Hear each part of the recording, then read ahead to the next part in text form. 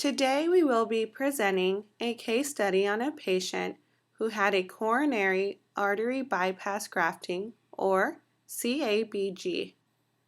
This presentation was created by Brianne Cryer, Cristina Perez Gallardo, Phoebe Morales, and China Coleman. We will be covering the following information with you. Number 1, occupational performance problem areas. Number 2, short-term and long-term goals. Number 3, causes of problems. Number 4, intervention approach and frames of reference. Number 5, intervention activities. And number 6, service delivery. The following chart displays information for case study number 2. Please take a moment to review the information listed.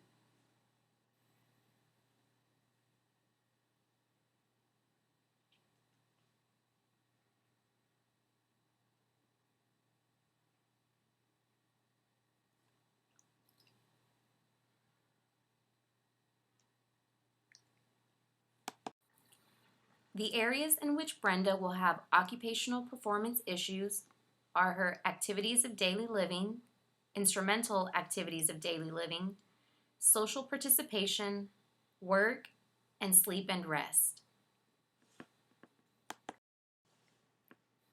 The specific problems that Brenda will experience with her activities of daily living are bathing due to difficulty washing and rinsing her hair, reaching for bathing items, washing her upper and lower extremities, and drying her upper and lower extremities.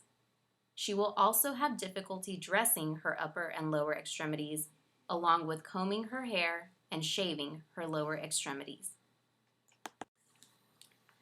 Brenda will also have difficulty completing perennial hygiene after toileting, and she will have difficulty engaging in functional mobility, including bed-to-stand transfers, sit-to-stand transfers, tub and toilet transfers, and shower transfers. Brenda will experience problems with her instrumental activities of daily living as well. She will be unable to drive and thus engage in community mobility, unable to maintain her own home because she will have difficulty cleaning, and she will also have difficulty grocery shopping, preparing meals, and cleaning up after meal preparation. Due to weakness and lack of endurance, Brenda might also experience difficulties with engaging in social participation with her 4 children who live close by, and her friends whom she enjoys playing cards and eating out with. Brenda worked prior to her diagnosis and will now have problems with her job performance skills. More specifically, she will not be able to perform work tasks that require her to lift, reach up or down, and bend forward. The problems that Brenda will be experiencing with these occupational performance areas are due to the sternal precautions she will be required to follow and her lack of endurance. In order to address her occupational performance problem areas, several long-term and multiple short-term goals have been created to guide Brenda's progress through the therapy process. The short-term goals addressing Brenda's ADLs are: client will complete bathing with moderate assistance by day 2 of therapy. Client will complete upper body dressing safely following sternal precautions and lower body dressing using adaptive equipment with minimal assistance by day 4 of therapy. And client will complete functional transfers following sternal precautions with moderate assistance by day 3 of therapy. The short-term goals previously stated build up to the long-term goal, which states client will complete morning routine, including bathing, dressing, and transferring independently with supervision prior to discharge. The short-term goals addressing Brenda's lack of endurance and need for energy conservation training techniques are: client will participate in energy conservation by using instructed techniques to perform meaningful IADLs. Client will demonstrate upper extremity endurance and instructed breathing techniques while following sternal precautions to wash and dry dishes for 10 minutes. Client will demonstrate increased activity endurance by standing for 15 minutes to play a card game. The short-term goals previously stated build up to the long-term goal, which states: client will demonstrate increased endurance and energy conservation techniques by participating in a dynamic standing activity involving meal preparation and cleanup and a leisure activity prior to discharge. The causes of problems are performance skills, specifically motor skills, client factors, which include strength, range of motion, and endurance, and lastly, context and environment, more so, Brenda's physical context.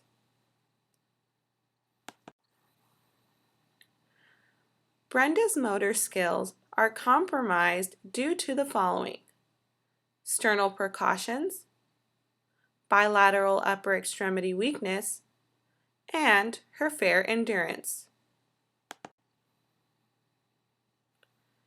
Brenda's range of motion is compromised specifically due to sternal precautions. Sternal precautions are basically inhibiting her to abduct and flex her shoulder with her elbows above the head, as well as extend her shoulder to reach behind her. Range of motion is extremely essential for engagement in all activities, and those who manifest decreased range of motion will have difficulties with most areas of occupations.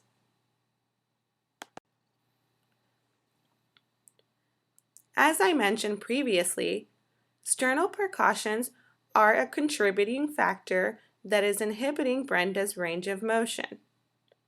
Such precautions should be followed for 6 weeks after a coronary artery bypass grafting. The following are general sternal precautions. One should keep their arms adducted at all times and refrain from using upper extremities to get in and out of bed.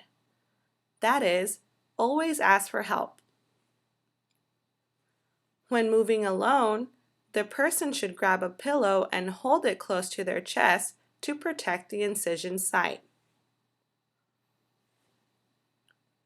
One should avoid leaning forward or bending that could potentially cause their incision to open, as well as refrain from lifting arms and elbows overhead. Reaching back should be avoided, and objects heavier than 10 pounds should not be lifted.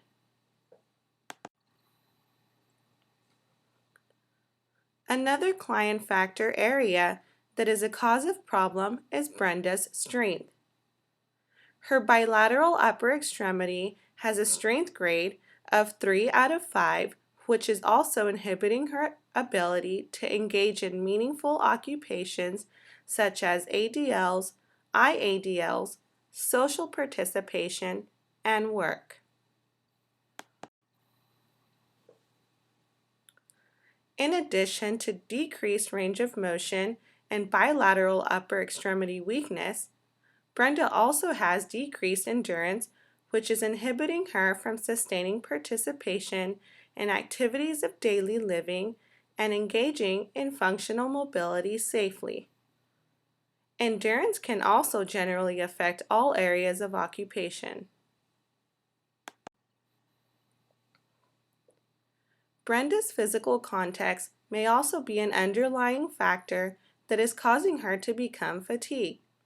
For example, if Brenda has objects that are not in close proximity, this will require her to get up and walk distances, causing exertion when completing self-care tasks. This exertion will make her tired. After identifying Brenda's problem areas, creating therapy goals, In identifying the factors that interfere with her occupational engagement, the next step is to start the treatment planning process. In other words, use our clinical reasoning on developing how, as therapists, we will provide Brenda with the best possible care and accomplish her goals. But first, we must begin with determining the frame of reference or references that will guide our inpatient treatment. In her case, we chose biomechanical frame of reference as well as rehabilitative frame of reference. In biomechanical frame of reference, we are using the focus of range of motion, strength, and endurance to help reach her goals of increased endurance while maintaining her physical functioning. With rehabilitative, this model will guide us in providing Brenda with adaptive techniques and strategies to help keep Brenda's participation in life. As you can see on this diagram, to the left is the main problem we will be focusing on in inpatient, which is ADLs and IADLs. As you can see, branched off are the components of these ADLs that we will be working on, which is endurance and morning routines. And branched off from that, you will see factors that are affected by these, which is sternal precautions, transfers, and her overall independence.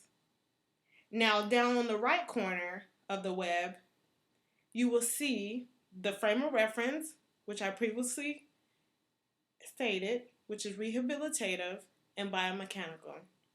And under that, you will see the treatment approaches that will guide the treatment and help get Brenda to her goals, which I will discuss on the next slide.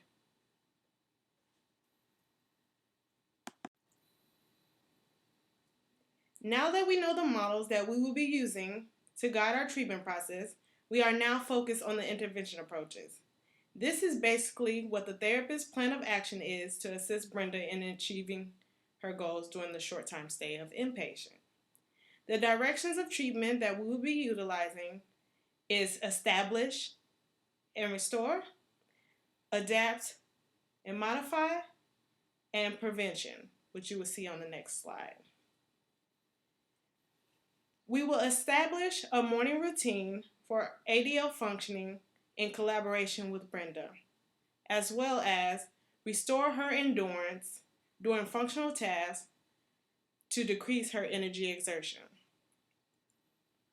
With adapt and modify, we will provide her with adaptive equipment and strategies that will modify her functioning so that she can adhere to her sternal precautions.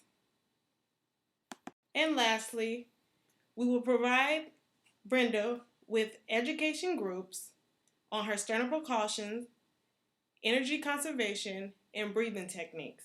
And we will also provide this education to her daughter and any other family members that will be in the household with her. This is a graphic visualization of the intervention plan. It shows how each of the long-term goals break down into 3 short-term goals. Each short-term goal has a coinciding intervention underneath it. When you click on the yellow note for each goal and intervention, the full statement is displayed. They are also written in the PowerPoint. We will look at the intervention for each goal now. We have an intervention for each of Brenda's 3 short-term goals. For bathing, Brenda needs adaptive techniques, so the intervention is as follows. OT or COTA will teach and observe client in the use of a shower bench and long-handled bath sponge for upper extremities and lower extremities 2 times a week for 15 minutes. This goal is based on the rehabilitative frame of reference because the goal needs a compensatory strategy, which would be the bath sponge, to abide by sternal precautions, and an adapted environment, which would be the shower bench, to conserve energy. The last intervention is in place to make sure Brenda can transfer safely to perform her ADLs. The OT or COTA will instruct Brenda in the use of a two-wheeled walker so that Brenda can safely move from the bed to a chair, walk to the bathroom, sit on the toilet, or get in the tub. It's important that Brenda be told that the walker is there to help her with balance and that she should try not to rely on it for support because putting her weight on it would be against her sternal precautions.